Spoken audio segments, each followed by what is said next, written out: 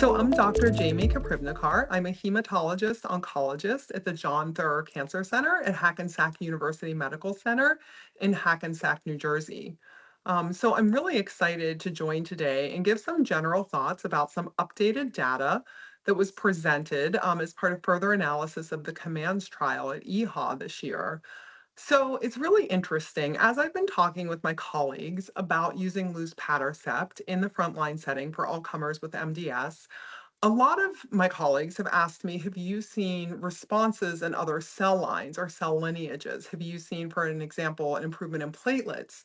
And so I've certainly anecdotally seen some of these improvements in platelet count and neutrophil count in patients that I've treated, but there's really nothing that has been formally reported prior to this in terms of responses in other cell lines or lineages.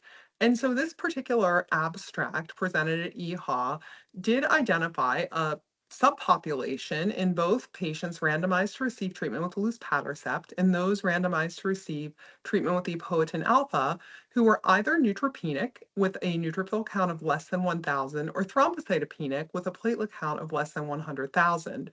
And what this analysis showed is that numerically more patients treated with luspatercept had improvement or resolution of their neutropenia and of their thrombocytopenia as compared to patients treated with epoetin alfa.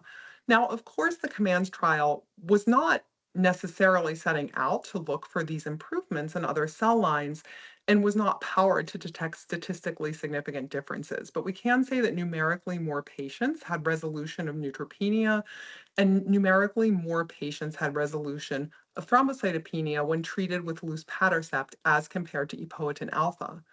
The other interesting thing that came out of this abstract was that there was a slight increase in response time in the erythroid lineage improvement in patients treated with luspatercept.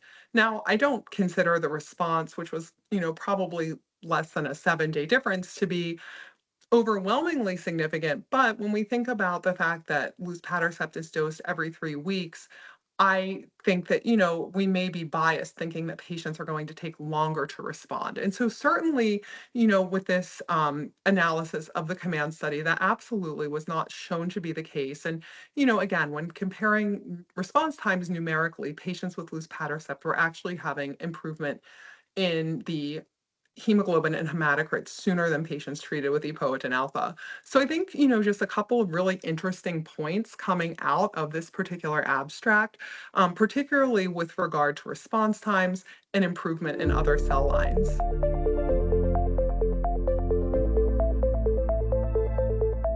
What I would say is when I'm talking with colleagues about luspatercept and talking with some of my referring physicians, one of the most common mistakes that I see in terms of luspatercept administration is failing to increase the dose appropriately. So what we know based on data from the COMMAND study is that the majority of patients will require at least one dose increase. And as a reminder, luspatercept is weight-based dosing, starting out with a 1 milligram per kilogram dose. Patients do need to receive 2 doses at that dose level before they're eligible for a dose increase. There are 3 different dose levels, and patients, prior to having a dose increase, do need to receive 2 doses at each dose level. So I think it's just certainly important to remember that the majority of patients receiving luspatercept will require at least one dose increase, if not ultimate dose escalation to the maximum dose.